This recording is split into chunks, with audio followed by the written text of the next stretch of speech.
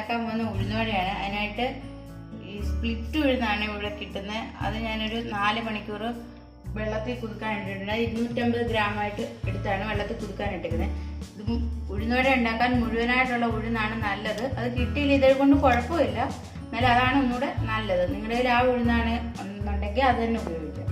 4 മണിക്കൂർ കൂടുതൽ ഇത് വെള്ളത്തിൽ ഇടരുത്. അങ്ങനെ ഉണ്ടെങ്കിൽ ഒരു വല്ലാത്ത സ്മെല്ല് വരും.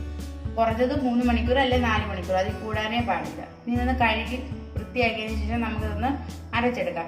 അധികം വെള്ളം ഒഴിച്ച് അരയ്ക്കരുത്. ആവശ്യമുണ്ടെങ്കിൽ മാത്രം വെള്ളം തളിച്ചു കൊടുത്തേ അരയ്ക്കാവൂ. ഇപ്പം ഞാൻ വെള്ളം ഇല്ലാതെയാണ് ഇത് അരയ്ക്കാൻ പോകുന്നത്. ഇത് കഴുകി നല്ല വൃത്തിയാക്കി വെച്ചിട്ടുണ്ട്. ഇതിനും കുറേശ്ശെ ഇട്ട് നമുക്ക് അരച്ചെടുക്കാം. കുറേശ്ശെ ഇട്ട് വേണം അരച്ചെടുക്കാം. നമുക്കിത് അരച്ചെടുക്കാം.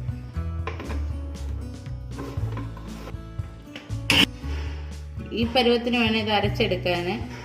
ഇതിനകത്ത് ഞാൻ 1/2 ടേബിൾ സ്പൂൺ വെള്ളം ഒഴിച്ചാണ് ഇത് അരച്ചെടുത്തത്. അങ്ങനെ കുറേശ്ശെ ഒഴിച്ച് ബാക്കിയുള്ളതും കൂടെ നമുക്ക് അരച്ചെടുക്കാം. നമ്മളിത് ഇതുപോലെ അരച്ചെടുത്തിട്ടുണ്ട്.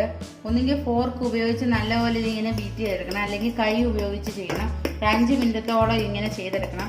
എന്തിനാണെന്ന് ചോദിച്ചാൽ പുറം നല്ല ക്രിസ്പി, അകം നല്ല സോഫ്റ്റും ആകാൻ വേണ്ടിയാണിത്. നമ്മൾ മിക്സിയിലല്ലേ അരയ്ക്കുന്നത്, അതുകൊണ്ട് ഇത് ഉഴുന്ന് അത്ര പതഞ്ഞ് വരത്തില്ല. അതേസമയം ഗ്രൈൻഡറിൽ അരയ്ക്കുന്നെങ്കിൽ നേരിട്ട് നമുക്ക് ഉണ്ടാക്കാം. നമ്മളിപ്പോൾ നല്ലപോലെ 5 മിനിറ്റ് ബീറ്റ് ചെയ്തെടുത്തിട്ടുണ്ട്. ഞാൻ കൈ ഉപയോഗിച്ചാണ് ബീറ്റ് ചെയ്തത്, ഫോർക്ക് ഉപയോഗിക്കുന്നതിന്. ഇതിലേക്ക് ഞാനൊരു കുറച്ച് പച്ചമുളകും ഒരു ചെറിയൊരു കഷ്ണം ഇഞ്ചിയും ഒരു സവാളയും ചെറുതായിട്ട് അരിഞ്ഞ് വെച്ചിട്ടുണ്ട്. അതുകൂടി ഇതിലേക്ക് ചേർക്കണം. നിങ്ങളുടെ എരിവിനനുസരിച്ച് പച്ചമുളകിൻ്റെ എണ്ണം കൂട്ടുകയോ കുറയ്ക്കുകയോ ചെയ്യുക. ഇവിടെ കുഞ്ഞുള്ളത് കൊണ്ട് അവനും കൂടെ കൊടുക്കേണ്ടതുകൊണ്ടാണ് ഇഞ്ചിയുടെയും പച്ചമുളകിൻ്റെ അളവ് കുറച്ചിരിക്കുന്നത്. ഇനി ഇത് നല്ലപോലെ ഒന്ന് മിക്സ് ചെയ്യുക. നിങ്ങൾ ഉണ്ടാക്കാൻ തുടങ്ങുന്നതിന് മുമ്പേ ഉള്ളി മിക്സ് ചെയ്യുക, അല്ലെങ്കിൽ ഉള്ളിയിൽ നിന്നുള്ള വെള്ളം ഇറങ്ങി ഇതങ്ങ് ഒന്നുകൂടെ വാട്ടറിയായി പോകും. ഇപ്പോൾ നമുക്ക് ഉണ്ടാക്കാൻ തുടങ്ങാം. അതിനായിട്ടൊരു പാൻ അടുപ്പിലേക്ക് വെക്കാം.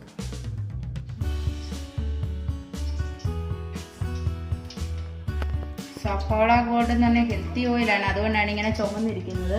ഇനി നമുക്ക് ഈ മാവിലേക്ക് ആവശ്യത്തിനുള്ള ഉപ്പും കൂടെ ചേർത്ത് ഒന്ന് മിക്സ് ചെയ്തെടുക്കാം.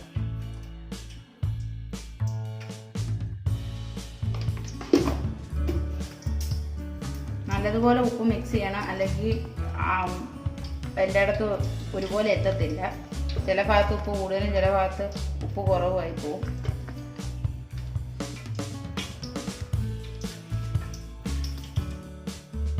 എണ്ണ ഇവിടെ ചൂടായിട്ടുണ്ട്. നമുക്കിതിന് ഷേപ്പാക്കി എടുക്കാം. ഇത് അതിനായിട്ടൊരു പാത്രത്തിൽ കുറച്ച് പച്ചവെള്ളം എടുത്ത് വെക്കണം. കൈ അതിൽ നനച്ചിട്ട് വേണം മാവ് എടുക്കാൻ, അല്ലെങ്കിൽ ഇത് ഒട്ടിപ്പിടിക്കും. ഓരോ പ്രാവശ്യം എടുക്കുന്നതിന് മുമ്പേ അങ്ങനെ എടുത്തിട്ട് വേണം, വെള്ളത്തിൽ മുക്കിയിട്ട് വേണം ഇടാൻ. കുറച്ച് മാവെടുത്ത് തോട്ടൊരു കുഴി ഇടുക. അതിനുശേഷം നേരെ എണ്ണയിലേക്ക് ഇടുക. ഷേപ്പില്ലെന്നൊന്നും പേടിക്കേണ്ട, മൂത്ത് വരുമ്പോൾ ഷേപ്പ് ആയിക്കോളും. തീ മീഡിയത്തിൽ വെച്ചിട്ട് വേണം ഇടാൻ. ഇടുന്ന സമയത്തെല്ലാം വെള്ളത്തിൽ മുക്കിയിട്ട് വേണം മാവെടുക്കാൻ, അല്ലെങ്കിൽ ഇളകി വരത്തില്ല. നിങ്ങൾക്ക് ഇങ്ങനെ ഇടാൻ പറ്റിയില്ലെന്നുണ്ടെങ്കിൽ തവിയുടെ ബാക്ക് സൈഡിൽ വെച്ച് വെള്ളം മുക്കിയിട്ട് ഇങ്ങനെ മാവെടുത്ത് വെച്ച് കുഴിയിട്ട് വിടാം. ഞാനിപ്പോൾ ഇങ്ങനെ തന്നെയാണ് ചെയ്യുന്നത്.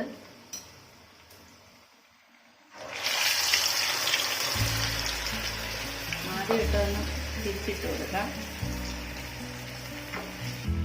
ഒരു സമയം 3-4 എണ്ണ ഉണ്ടാക്കിയാൽ മതി, അല്ലെങ്കിൽ എല്ലാം കൂടെ ബുദ്ധിമുട്ടാകും.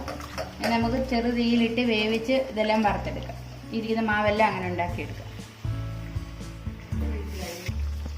ഒരു സൈഡ് വെന്ന് നമ്മൾ തിരിച്ചിട്ടിട്ടുണ്ട്. കറക്റ്റ് ഷേപ്പൊന്നുമല്ല, എന്നാലും ക്വാളിറ്റി വൈസ് നല്ല ഉഴുന്നുവട തന്നെയാണ്. എല്ലാവരും ഒന്ന് ട്രൈ ചെയ്ത് നോക്കുക. ഷേപ്പ് പാത്രത്തിൽ ഈ തവിയുടെ പുറത്തൊക്കെ വെച്ചാൽ നല്ലതായിട്ട് ഷേപ്പ് വരും. പക്ഷെ അതിൽ നല്ലത് ഇങ്ങനെ കൈ കൊണ്ട് ഉണ്ടാക്കുന്നതാണ് എളുപ്പം. അതുകൊണ്ടാണ് ഇങ്ങനെ ഉണ്ടാക്കിയത്.